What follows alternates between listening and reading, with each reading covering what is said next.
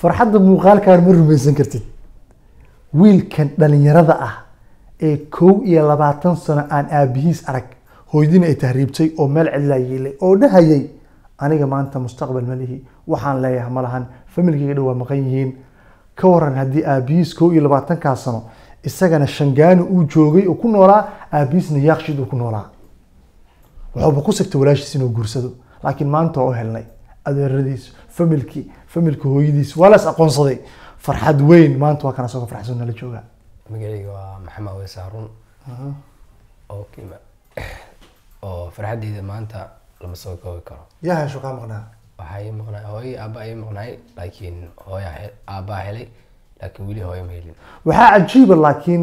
inuu nooga sheekeynayo dhacdooyin kale muddadii aabaha raadinayay oo la kulmay balse marka hore muuqaalkan sheer garay oo meelo badan gaarsiiyay farxad darteed magacaygu waa Cabdiciise Cabdullaahi waxaan mar walba u taaganahay baadigoobka ummadda Soomaaliyeed oo ma hayo fursad badan waxaan u mahad celinayaa application-ka Waafi oo ii suura geliyay anigoo xafiiskayga jooga inaan lacag dirsan karo biilasha aan ka bixiyo bangiga aan ka maamusho xawaaladna aan ka dirsan karo xogtayda maaliyadeedna aan kala socdo Waafi haqabtiraha xogtayda maaliyadeed salaamullaahi calaykum saaxiibayaal soo dhawaada maanta waa faraxsanahay dhinacayga hadida taalo balse intaan u gudbin waxaan codsanayaa si dad kale badan oo caawino waa codsi dad badan follow baa dhahdeen war followna dhaha page-keena saaxiibayaal si dad badan oo caawino waxaan idinka codsanayaa maanta hortiina inaad subscribe dhahdeen subscribe-tan iyo follow-dan aad u yartahay YouTube-ka iyo Facebook-ba nooga soo biira saaxiibo badan jira oo meelaha kale nagala socda laakiin aan nagala soconin marka sidaa darteed waxaan codsanayaa inaad ugu soo biirtaan idinkaan idin taaganahay maalin uun meeshaan dan haddaa ka soo yeelato sida lagu soo dhaweeyo ogaan doontaa soo dhawow marka hore magacaago dhammaystiran iyo halkaan naga soo booqatay maanta waa farxaddaadii markaad suuqa aadayso waxaa suuragal ah inaad hal meel ka weyso wax walbo aad suuqa uga baahan tahay laakiin waxaan suuragal ahayn inaad ka weyso Jubba Hypermarket qorsheynta adeegyadu waa dhankaaga qancinta baayahaaguna waa dhankeenna ka adeego hypermarket-ka ugu weyn Soomaaliya wax badan qaado wax yarna bixi faahfaahin kala xiriir nambarada shaashada kaaga muuqda wadawaa saaxiib magacayga waa maxamed Aweys Harun oo farxadeyda maanta lama soo koobi karo yaa hesho ka maqnaa waxay maqnaa hooyo aaba ay maqnay laakiin hooyo aaba helay laakiin wili hooyo ma helin ma qasar ka maqnaa baa waxa 2003 ilaa hadda iga maqnay wayahay muuqaalkaaga hore aan milicsano mara maamo oo Sacuudi meelaas ka yimaad oo ay sheegaysay way ku aragtay Yemen ku arkay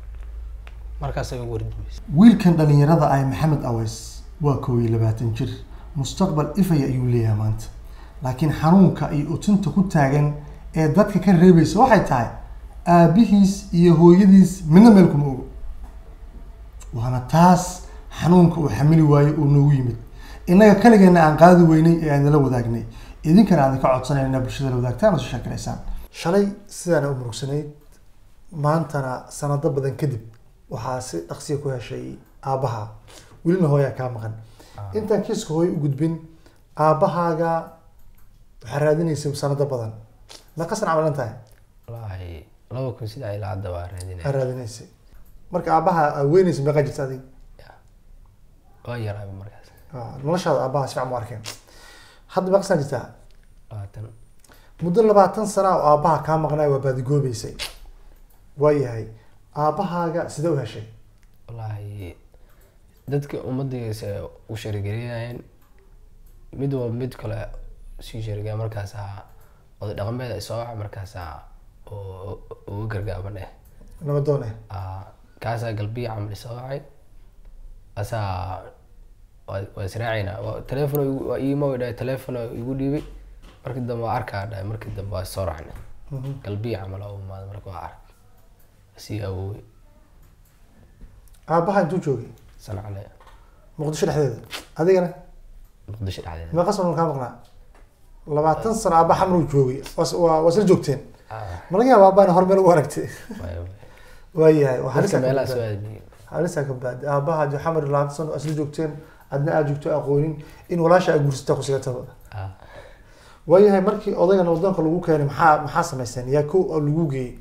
koor adiga dhaqameedka inta u tagin maamo oo hal joogto lambarkiisa siisay shingaani uu jooga asigaa u tagay markaas telefoon igu dhiibay markii dambe waa soo raacnay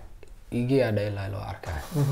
galbiya camal 10 saac meelahaas aa soo raacnay oo maalin jimcee tahay haye maalintaasaa la kulmay aabaha inuu yeesho ku xaqiijisa marka waxaa qoygi markaa soo arkay markii kabacdi waxaa dhahay jimca oo hadda lasoo dhaafayay aabalo la galay markaas awow oo hooyadii aabeeda is imaanay markaasaa la ogaaday inuu asiga waxaa yaqiinay awowaha okay soo ku fakatay hooyada laakiin weli waa la-yahay hooyada ayada qaabkii u baxdaa safar ahayd wallaahi waxaa leeyahay si oo tahriib miya u baxday hooy tahriib ku baxday waayahay marka maanta markii aabaha aashay walaalaha waa baratay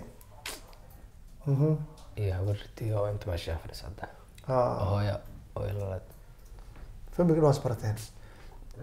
adeerada hadda wax xiriirteen waa xiriirta waa isla hadalna duruufta ugu weyn aslada maanta waa ka xorowday ay ku haysay inta aabaha aaleed maxay ahayd oo ilaani aabalaan bis iyo adeero iyo diyaar famil ma lahayn maantana famil aan leedahay dad fara badanaa jiray oo garab taagnaa oo muuqaal ku sheergareeyay oo meelo badan ku gaarsiiyay ayagana maxaa dhihi lahayd aad iyo aad u mahadsan yihiin 100%. wayahay dadku soo wacay oo been ku sheegay ma jirin marka qaar oo ku sirayo hal naag miyaa whatsapp ila soo hadashay oo iyadaa meel ku haya camal miyaa idhaa waxaan dhahay inay video call iyo tus markaas lacagii waxaa rabta ku siiyaa haye markaas kabacdi meel soo hadlay dad badan maamooyin kale ila soo hadleen oo hooy ila raadinayay dib malahan maanta waa maalintaadii waa farxadaadii marka waxaan ku leenahay hambalyo marka qofka uu aabiis meel ku ogeen culeyska ugu badan dhalinyarada oo mar waa guurka oo lagu leeyahay adeerka keen aabbaha keen maanta adeerada aabbaha waa taqaanaa alxamdulilah ilaah ma iskale taasaa muhiim ahayd oo ku faraxsanahay farxadaada dadka muuqaalada ku sheer galeen waa mahadsan yihiin adigana aad iyo aad u mahadsantahay dib malahan dib malahan inaan ku caawiyo markaas diyaar u ahay insha Allah waa mahadsantahay hadiida qurux badan ay soo qaaday هذا ما صار على واحد قبل ما يستشعر انت واحد ما هذا ما سنتاي waxaan ku rajeynayaa in farxadaada ay ku siyaado insha Allah hay soo dhaw guud ahaan muuqaalka inta ayaan jeclaan lahaa inaan kusoo gabagabeeyo ilaahay waxaan ka rajeynayaa inuu noo siyaadiyo farxadda sidaan oo kale maanta waa maalintii qalbiga faraxsan qoys midaysan wiilkani qoyskiisa way midoobeen adiga ka dambeeyana waxaan ku rajeynayaa janno anigana sidoo kale intaan dib u kulmayno nabadgelyo باي باي markaad suuqa aadayso waxaad ka fikiraysaa inaad ka soo adeegatid dukaamo kala duwan laakiin adeeg walba oo aad u baahan tahay halkaad ka helayso waa Barako Hypermarket. Barako Hypermarket waxa uu furan yahay 24 saac